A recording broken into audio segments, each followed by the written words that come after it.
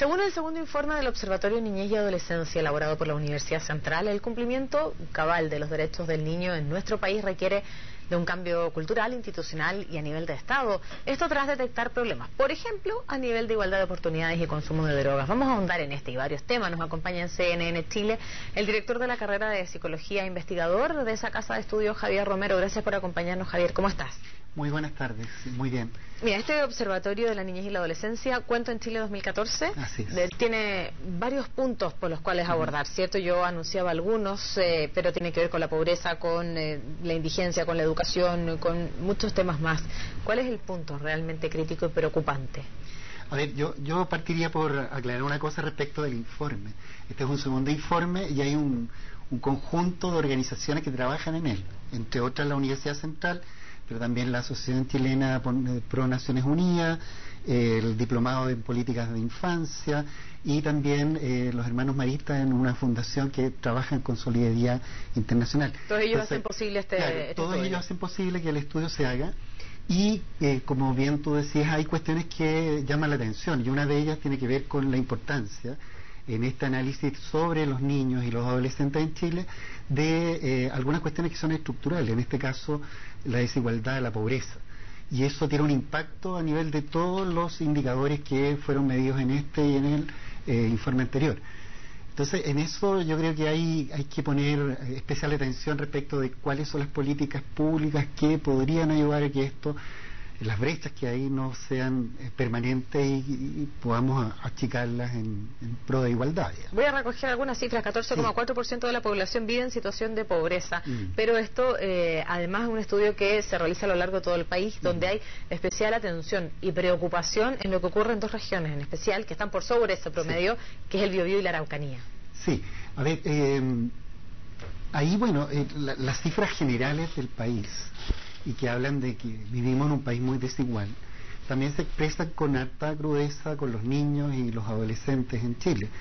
Y claro, cuando uno ve a nivel regional, no hemos llegado todavía al nivel comunal, pero a nivel regional al menos, se encuentra uno con que, sobre todo en el caso de la Araucanía, vuelve a ser la Araucanía otra vez centro de una cifra negativa, digamos. Entonces, quiere decir que ahí ya se ha instalado una forma de vida en la que la desigualdad, y en este caso la pobreza, está muy presente. Por lo tanto, los esfuerzos de la política pública, más allá de tener una visión país también regional y a nivel comunal, debe hacer un esfuerzo por focalizar esas políticas, tener una política nacional, pero también focalizar en lugares geográficos donde esto se expresa con mayor fuerza. Entiendo que específicamente en la región de la Araucanía es donde se concentra la mayor población de niños indígenas, ¿es así, cierto? Además, sí. ¿Y ellos están en la mayoría bajo la línea de la pobreza? Sí, es un alto porcentaje el que da cuenta el estudio. El tema es que ahí estamos frente a un problema que es grave. O sea, hay un conjunto importante de niños que por su origen étnico, en este caso, están, comillas, condenados a una brecha de desigualdad que va a establecer un camino de su vida, un decurso de su vida que puede estar con muchos problemas para llevar a efecto, por ejemplo, sus planes personales, familiares. Entonces, estamos frente a un problema grave y estamos frente a un problema que más allá, digamos, de la casuística, es un problema estructural. O sea, se vuelve a repetir otra vez en la Araucanía un problema, en este caso con los niños y adolescentes, que la pobreza se expresa con mayor fuerza en ellos. Hablábamos también antes de iniciar la entrevista que muchas veces, cierto, la pobreza viene asociado a otras problemáticas vinculadas también y que muchas veces impiden romper este círculo de la pobreza. ¿Refleja algo de eso el estudio también?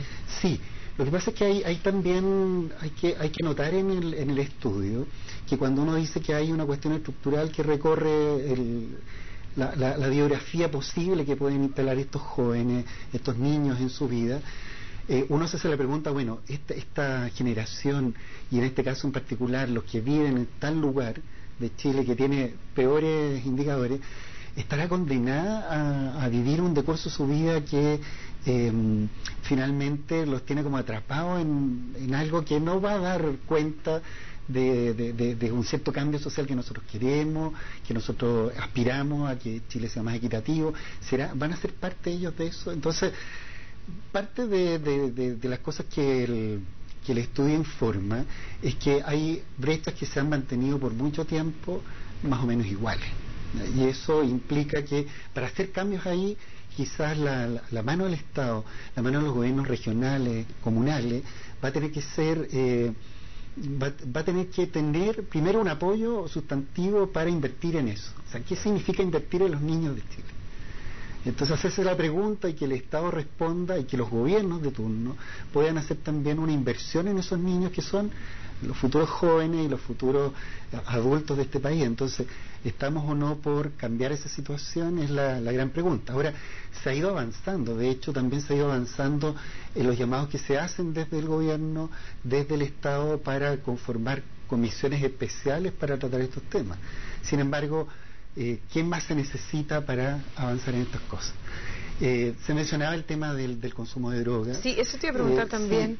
Sí. En el estudio no hay la posibilidad de que uno pueda decir con mucha claridad que solo son los jóvenes de ciertos lugares. Bueno, hay una cierta prevalencia, pero uno no puede asegurar, por ejemplo, que solo son los niños pobres, o los adolescentes pobres, sino que lamentablemente hay también, tanto en el consumo de alcohol como en el consumo de droga, una cuestión que es casi transversal. Hay algunas regiones en donde se dispara un poco más el consumo. Antofagasta en el caso de la droga, y el consumo del alcohol también ha ido subiendo. Eso estamos hablando de adolescentes, ¿cierto? Sí, donde tú dices que esto es finalmente transversal a los distintos estratos de nuestra sociedad. Sí, ¿Hay diferencia? Bueno, yo no sé si es que el estudio ahonda en eso, pero ¿hay diferencia en el tipo de consumo? No se mete en eso el estudio, pero sí es interesante que a nivel de consumo de marihuana y consumo de alcohol, los niveles para hombres y mujeres, en algunos casos, claro, es un poquito mayor en mujeres cuando se habla del caso del alcohol, y en el caso de las drogas un poquito mayor en hombres. Entonces estamos en presencia de cuestiones que hoy día son parte del debate público, y en el caso de los niños están cada vez entrando más tempranamente al consumo de alcohol y droga. Otro de los temas que aborda también el estudio es la indigencia. Sí, son niveles menores, digamos, pero sin embargo hay una presencia de cerca del 6%. Ahora, eso todo este estudio está construido con cifras que están públicamente disponibles. Sí, claro. Entonces, esas cifras dan cuenta de ese tipo de cuestiones que son un poquito alarmantes. Y que, bueno, indican que hay niños y adolescentes viviendo en esa condición, lo que, claro, uno está acostumbrado generalmente a ver esto en adultos, y ya es una preocupación en general a la vista de cualquier ciudadano, pero cuando son niños, adolescentes, esto cobra una especial relevancia, porque son niños que seguramente también ya abandonaron el colegio y están en la vida de la calle, que tiene un curso distinto a la vida del joven o el niño, del adolescente que va al colegio, que se inserta en el sistema escolar. Estos son niños que están más expuestos a otras cosas.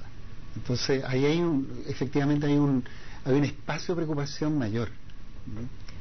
Te voy a hacer una pregunta un poco compleja, pero porque las cifras, tú lo has dicho, están a la disposición, sí, están, cierto, son públicas, podemos conocer, cierto, la radiografía, y que es bastante importante para conocer precisamente cuál es la realidad de los niños y de los adolescentes de nuestro país. Pero lo bien importante de la radiografía es poder hacer un diagnóstico y luego solucionar el problema. Así opera en la medicina y queremos que así también opere en la vida, ¿no? Por lo tanto, la pregunta es la siguiente. Tú que conoces, ¿cierto? Esta radiografía, ¿tienes un diagnóstico de la problemática? Yo sé que son muchas las problemáticas que afectan hoy a los niños y a los adolescentes. Hemos hablado de algunos de ellos, la pobreza, la educación, la indigencia, el consumo de droga. No hemos hablado tampoco, ¿cierto?, de otros temas que pudieran ser también, como hablaba de la situación de las viviendas y tantos otros temas. Pero a ti te pregunto si puedes hacer el cruce con aquellas medidas que buscan frenar aquellas zonas donde los niños y los adolescentes son vulnerados, es decir, que viven estas situaciones de riesgo. ¿Te parece que muchas de las políticas avanzan para poder disminuir estas cifras? Sí, bueno, efectivamente, este informe, que tiene un poquito más de 180 páginas, resumirlo, digamos, en este comentario va a ser muy difícil, pero yo diría que lo importante es que lo que ofrece, y eso es lo que busca el observatorio también de niñez y adolescencia, es vigilar que los derechos de la Convención de Derechos del Niño en Chile se estén cumpliendo, ¿ya? Y ese yo diría que es el primer aporte. pero en el sentido de lo que recién decías, yo creo que hay avances sustantivos, pero cuando, por ejemplo, tomemos un ejemplo, el tema de la educación, el acceso a la educación de los niños y los adolescentes, sobre todo en el nivel primario de educación, eso tiene cifras muy alentadoras, pero ¿cuál es la calidad a la cual están accediendo, por ejemplo, los jóvenes, los niños que decíamos anteriormente, más pobres? O sea, avanzamos en el primer paso. Claro. Hoy día hay escolaridad para todos. O sea, el tema es la calidad de la misma. Hay una amplia cobertura, pero de esa cobertura, ¿cómo nos aseguramos que eso sea de una calidad tal que no esté por debajo de las cifras a nivel internacional de lo que se espera que los niños reciban en el colegio? Yo diría que se habla mucho respecto de la importancia que tiene lo preescolar y los primeros 4 años de educación básica. Entonces, ¿qué tipo de educación básica le ofrecemos nosotros como país a esos niños? Por eso digo, en este debate, importa la inclusión, importa que los derechos estén garantizados, pero una vez que ya tenemos eso, hay que ver cómo cuidamos que esto que están accediendo los niños hoy día, nuestros niños, sea de una calidad tal que no implique que algunos sí tienen buen colegio y otros sí están en el colegio pero no tienen buen colegio. Entonces esa es una cuestión de debate que tiene que ver con la política, tiene que ver también cómo lo hacen los gobiernos para asegurar estas cosas que están en un entredicho básico, digamos, pero también cómo nosotros como sociedad nos hacemos cargo del debate que hay detrás de del garantizar derechos, pero también una vez que ya los tenemos garantizados, cómo hacer que la calidad de esos derechos, cómo se cumplen, sea igual para todos. O sea, ¿por qué hay niños distintos por región en términos del acceso y lo que van a recibir de nosotros como sociedad?